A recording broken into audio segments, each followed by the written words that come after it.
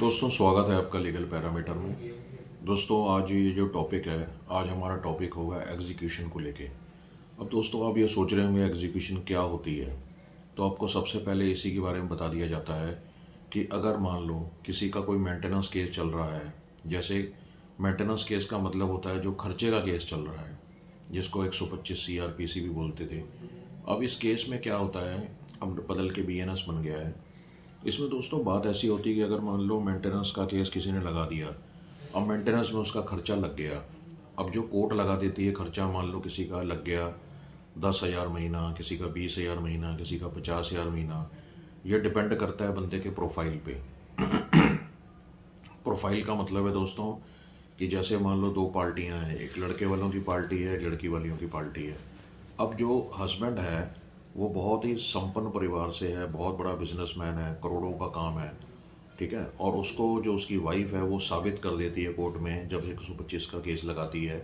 उसमें वो ये साबित कर देती है कि मेरे हस्बैंड का ये बैंक अकाउंट नंबर है, ये डिटेल है, ये पैन कार्ड है, ये इसकी प्रॉपर्टी के आय के सूत्र हैं, ये इसको पैसा यहाँ से आता है वहाँ से आता है, कुल मिला के 1 करोड़ कमा रहा है, 50 लाख कमा रहा है, तो उसको उतना ही ज़्यादा खर्चा लग जाता है दोस्तों। और अगर मान लो लड़की जो है, जो उसकी वाइफ है, उसके पास अगर बच्चे भी हैं तो वो बच्चों का केस और अपना केस सारा लगा देती है। तो उसमें वो सारा जो बच्चों का होता है और वाइफ का होता है वो सारा जो कोर्ट जो है उसको डिसाइड कर देती है कि भाई तुम्हें इतना खर्चा देना पड़ेगा। अब ये डिपेंड करता है केस के प्रोफाइल पे कि केस का प्रोफाइल कैसा है दोस्तों। अब मान लो केस का प्रोफाइल है, मान लो 10,000 रुपये बंदा कमा रहा है, तो उसको कितना खर्चा लग जाता है, 2,000, 2,500, 3,000।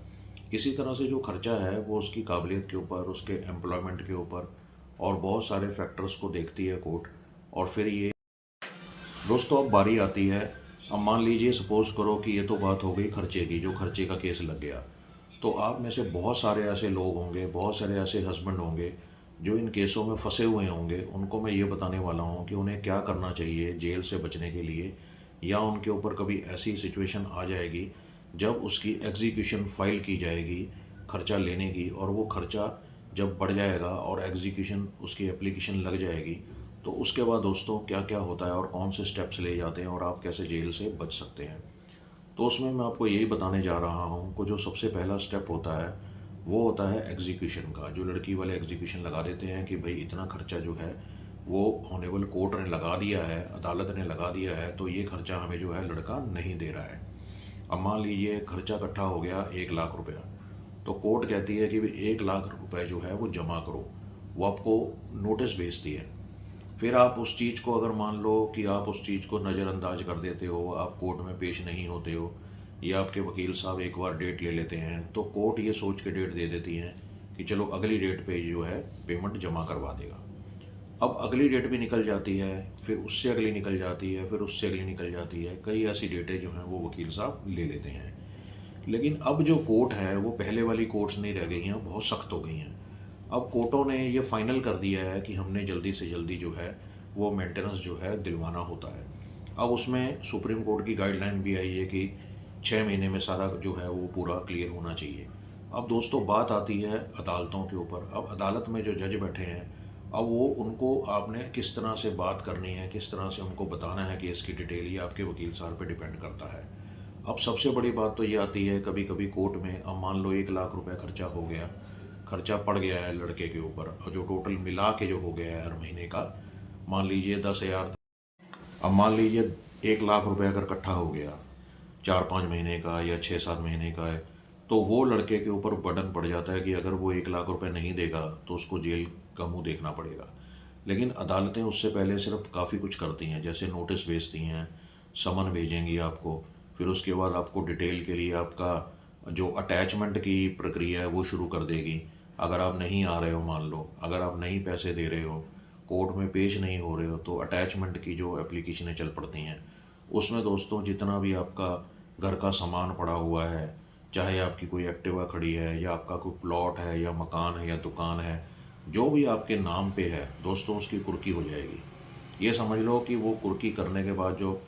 पैसा बचता है वो क्लियर करके दिया जाता है। इसलिए आपको इसमें भी सावधान होना पड़ता है कि भाई आपके नाम से क्या क्या है, क्या आपके नाम से कार है, क्या आपके नाम से एक्टिवा है, मोटरसाइकिल है, घर है, प्लॉट है,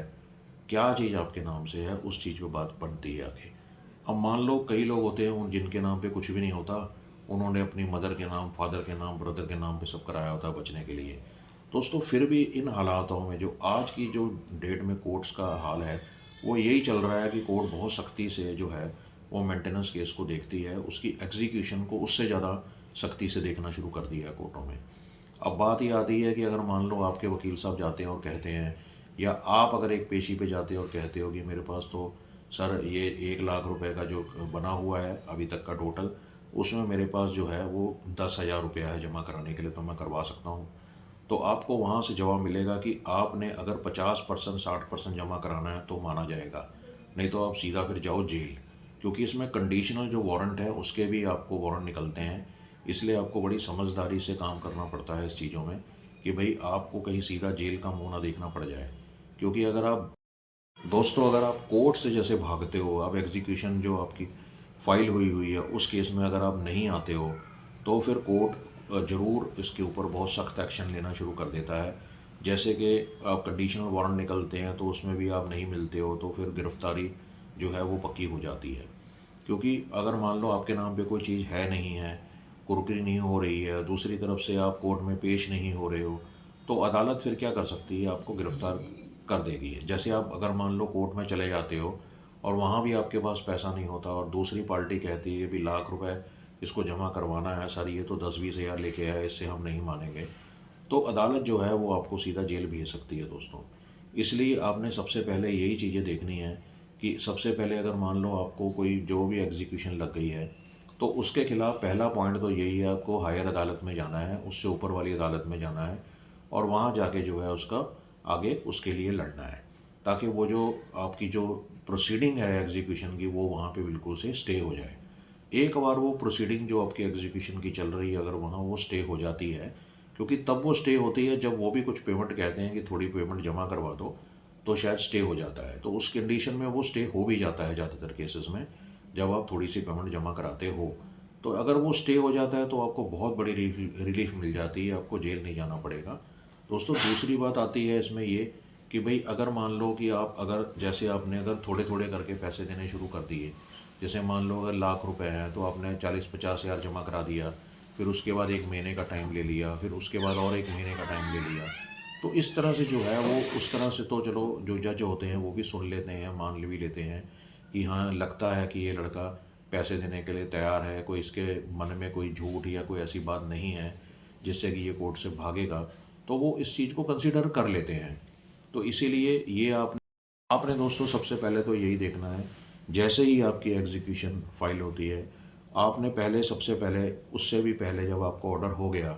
कि इतना खर्चा है, तो आपने बड़ी अदालत में जाके अपना सबसे पहले स्टे ऑर्डर लेना है। नंबर 2 पे अगर आपको खर्चा लग गया और आपके नाम पे कोई भी प्रॉपर्टी नहीं है, कुछ नहीं है जिससे वो लड़की वाले ले सकें कुर्की करा के, अब उसमें उस केस में भी आपने कोशिश यही करनी है कि अपनी जो फंडिंग है उसको तरीके से चलना है लेके, तो उसको थोड़ा थोड़ा पेमेंट जो है वो जमा कराते रहना है। अगर मान लो आप नहीं कराते हो तो आपको रिस्क होने वाला है। इसलिए दोस्तों जो भी चीज़ है उसको बहुत सोच समझ के करें, क्योंकि ये प्रोसेस जो था वो पहले तो बहुत आराम से चलने वाला था, लेकिन अब कंडीशन ये आ गई है कि जब इसकी एग्जीक्यूशन होती है और बंदा सामने होता है और उसके पास पैसे नहीं होते हैं, और कई कई केसों में तो वो कोर्ट में जाके सीधे लड़के वाले कह देते हैं कि सर हमारे पास तो पैसे नहीं हैं, हमें करना है तो जेल कर दो, हम काट आएंगे लेकिन हम लड़की वालों को 1 रुपया नहीं देंगे। तो वहाँ ये बात ख़राब हो जाती है, क्योंकि अदालत का जो माहौल होता है वो भी ख़राब हो जाता है, और जो माननीय न्यायाधीश होते हैं, जज साहब होते हैं, उनको भी लगता बुरा है। वो भी ये सोचते हैं कि अगर बंदा ये सीधा ही कह रहा है कि मेरे पास पैसे नहीं हैं और मैं नहीं दे सकता हूँ, तो उससे जो है उसकी छवि वहाँ ख़राब होती है। तो इसलिए ये सबसे पहली बात होती है कि अगर मान लो आपके कुछ पैसे बनते हैं तो उसमें आपको थोड़े थोड़े थोड़े थोड़े करके टाइम ले लेके देते रहना है, तभी आपको जेल नहीं होती है। नहीं तो इसमें जेल तो क्या, पूरी 100% संभावना कि आपको जेल कर दी जाती है दोस्तों। इसलिए इस वीडियो को जितना हो सके शेयर करो अपने दोस्तों में, अपने ग्रुप्स में, अपने लोगों से। अगर कोई भी किसी मुसीबत में या कोई ऐसे केस में फंसा हुआ है तो उसको ये चीज़ें जो है वो काम आएँ। इसलिए दोस्तों मैं बार बार कहता हूँ कि जो भी है उस फाइल को पूरी तरह से प्रोसेस करके और फिर ही उसको इम्प्लीमेंट किया जाता है, पूरी डायरेक्शंस और गाइडेंस के बीच में। इसलिए थैंक यू दोस्तों, और अगर इस चैनल को सब्सक्राइब नहीं किया तो इसको तुरंत सब्सक्राइब कर लीजिए।